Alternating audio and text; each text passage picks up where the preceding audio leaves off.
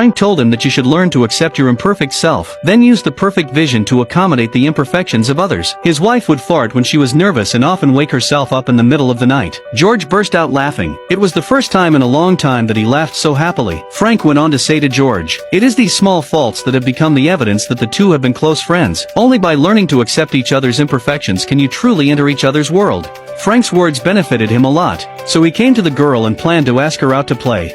"But I didn't expect that the first time I took the initiative to ask a girl, I was rejected." I can't.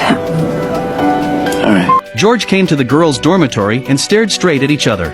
Give me another crack at it, let me take you out again. After all, he is a student and has to do homework. She asked George to come back tomorrow. George left politely after listening, but he didn't go far. Instead, go to the coffee shop, write a string of equations on a napkin, and return to the dorm to hand it to the girl. He did the homework in 5 minutes that others needed to complete in a day. They chatted happily afterwards. Girls want to know what kind of thinking mode of genius is. George said he couldn't figure it out either. Anyway, just look at it. Just like Beethoven and Mozart, as soon as you see the piano, you will naturally play wonderful music. Then George took the girl to meet his friend. The relationship between the two quickly heated up. On the other hand, the professor and Frank quarreled very loudly. The reason is that the professor wanted George to put his talent into practical work, but Frank felt it was too early. Although George is gifted, his mind is not yet mature, and most importantly, he himself is not willing to make changes in his current life.